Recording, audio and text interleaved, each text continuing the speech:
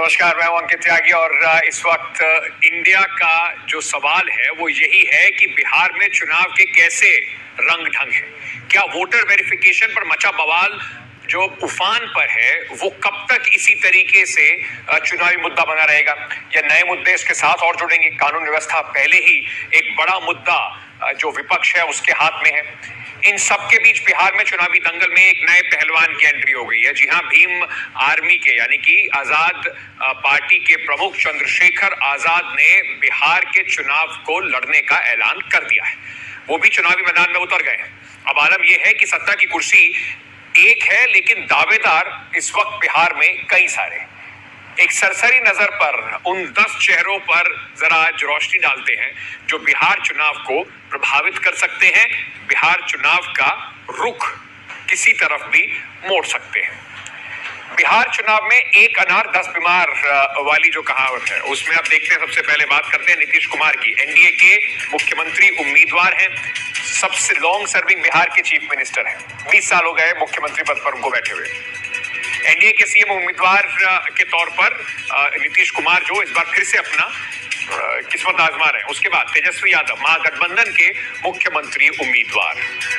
महागठबंधन के जो सबसे बड़े चेहरे हैं वो है तेजस्वी यादव। वहीं दूसरी तरफ सम्राट चौधरी बीजेपी जो बिहार का सबसे बड़ा चेहरा है, उप मुख्यमंत्री इस वक्त है। इनको भी लगता है कि सत्ता की कुर्सी जो है या कुंजी है इनके हाथ में आ सकती है। चिराग पासवान भी है तो एनडीए में, लेकिन मुख्यमंत्री पद पर अपना दावा ठोक चुके हैं। कह रहे हैं कि देखिए युवा मुख्यमंत्री होना चाहिए इनकी पार्टी के लोग। बार बार बिहार चुनावों में सक्रिय भूमिका निभा रहे हैं। बार बार कह रहे हैं कि पूरी सीटों पर, सारी जो 243 सीटों में चुनाव लड़ेंगे। प्रशांत किशोर 3 सालों से बिहार की खाक छान रहे हैं, अपनी सरकार बनाने का दावा भी कर रहे हैं, लेकिन कह रहे हैं मैं मुख्यमंत्री नहीं बनूंगा, बनाऊंगा किसी को। असदुद्दीन ओवैसी पिछली बार सीमांचल में इन्होंने 5 सीटें जीती, लेकिन कई सीटों पर महागठबंधन का खेल बिगाड़ दिया था। सीमांचल में ज्यादा प्रभाव है इनका, कोशिश कर रहे हैं कि इस बार फिर किंग मेकर के तौर पर उभरे। वहीं राजेश राम पप्पू यादव ने मुख्यमंत्री उम्मीदवार के योग्य इनको बताया है। कांग्रेस पार्टी के बड़े नेता है बिहार के अंदर। और जितिन राम मांझी जो है तो एनडीए में, लेकिन दलित राजनीति के सूत्रधार हैं, लेकिन क्या ये एक बार फिर से सत्ता के शीर्ष तक पहुंच पाएंगे, बड़ा सवाल है। दीपांकर भट्टाचार्य महागठबंधन के महत्वपूर्ण भूमिका इनकी रहेगी।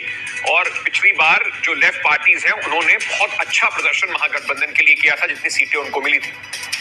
चंद्रशेखर आजाद की भी अब इसमें एंट्री हो गई है। 100 से ज्यादा सीटें लड़ने का ऐलान उन्होंने कर दिया है।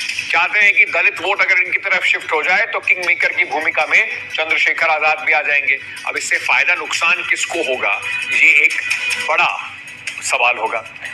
अब सबसे पहले आपको बताते हैं कि जो प्रदेश अध्यक्ष हैं जौहर रजा चंद्रशेखर आजाद की पार्टी के, उन्होंने क्या कहा।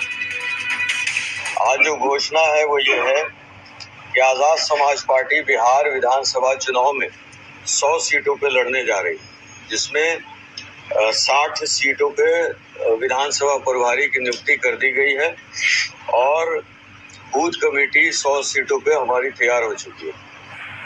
चंद्रशेखर आजाद ने एनडीटीवी से बातचीत करते हुए 21 जुलाई को पटना में पार्टी के अधिवेशन है ऐसा उन्होंने बताया। इसी में चुनाव पर अंतिम फैसला लिया जाएगा। साथ ही उन्होंने ये भी कहा कि हमें इधर उधर घुमा फिरा कर कहने की जरूरत नहीं है, हम बिहार चुनाव में पूरी ताकत से उतर रहे हैं।